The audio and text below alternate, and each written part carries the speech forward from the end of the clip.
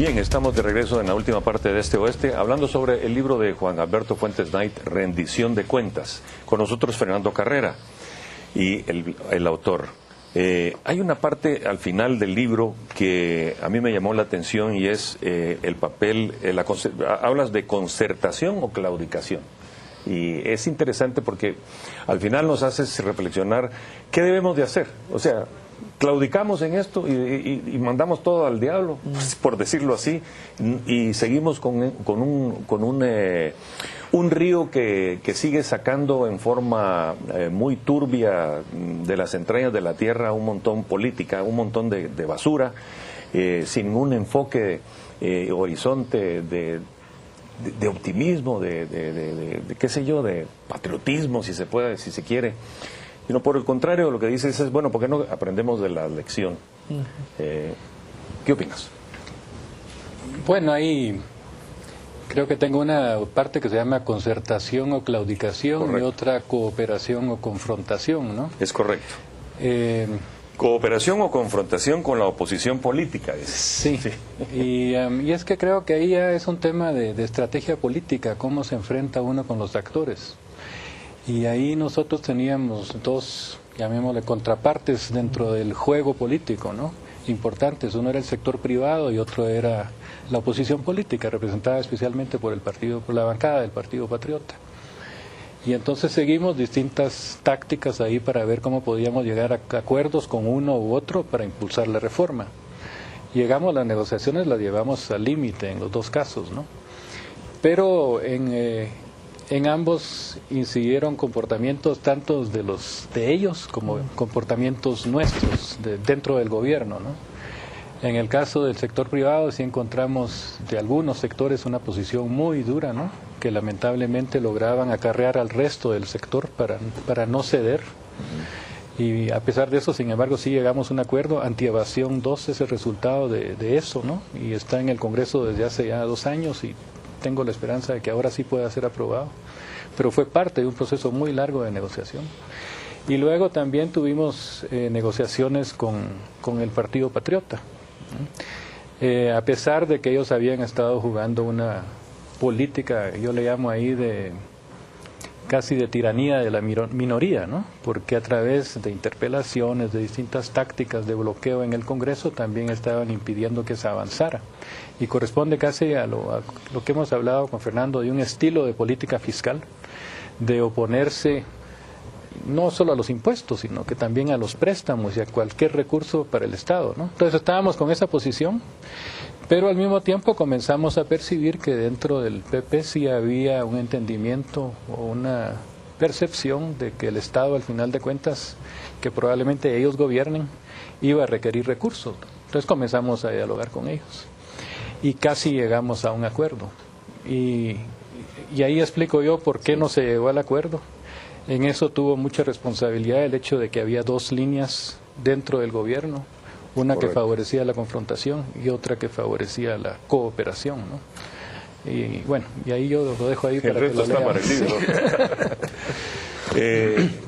¿Alguna reflexión final que tú quieras dar y luego le damos la oportunidad a Juan Alberto? Sí, mira, bueno, yo pienso, como decía al principio, que es muy importante que haya surgido una obra que hace una anatomía del poder, que nos revela los grupos de interés, cómo se manejan en torno a un tema fundamental como la política fiscal. Es bueno que exista además este mensaje de que es posible encontrar soluciones, pero tenemos que superar ciertas limitaciones de nuestro accionar político. Pero yo diría que para la posteridad lo que va a quedar es la reflexión de un periodo donde existieron grandes oportunidades para el país. La crisis económica fue una amenaza, pero también fue una gran oportunidad para que el país pudiera encontrar un camino común.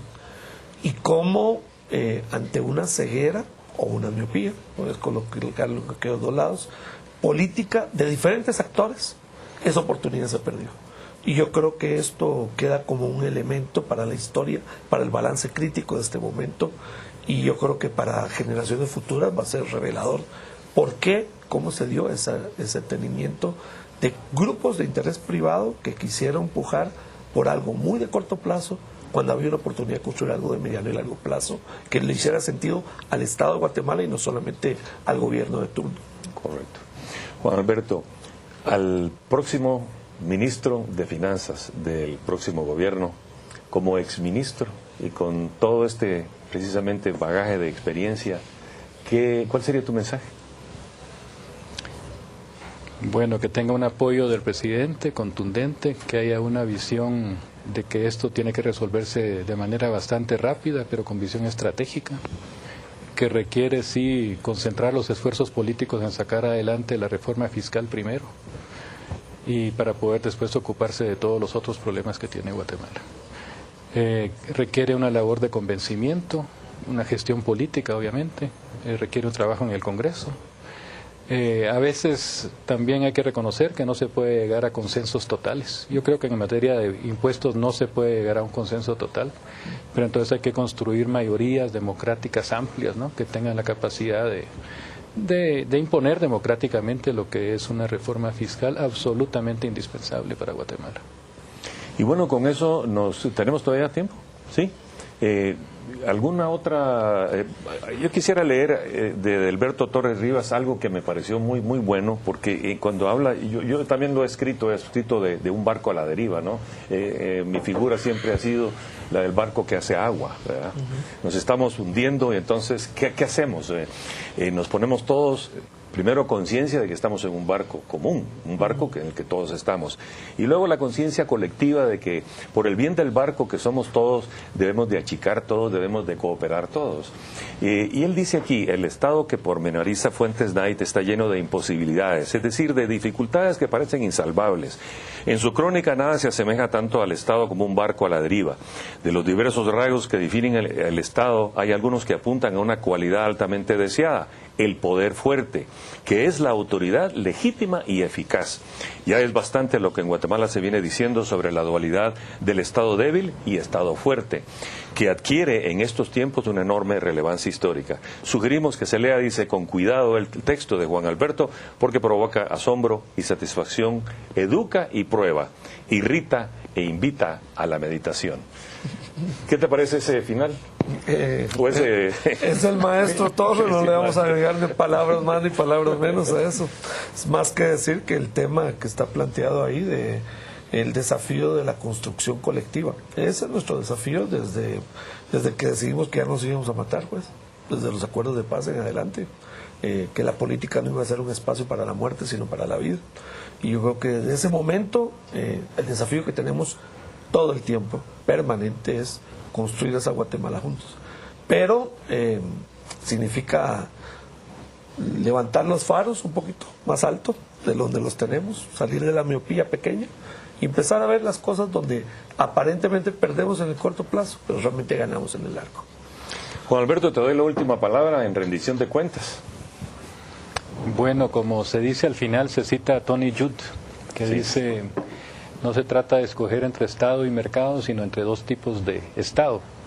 Al final de cuentas es si queremos un Estado que funcione, que sea eficaz, que rinda cuentas, que respete la ley, o queremos un Estado débil que no funciona, que favorece la corrupción y que no contribuye a resolver los problemas del país.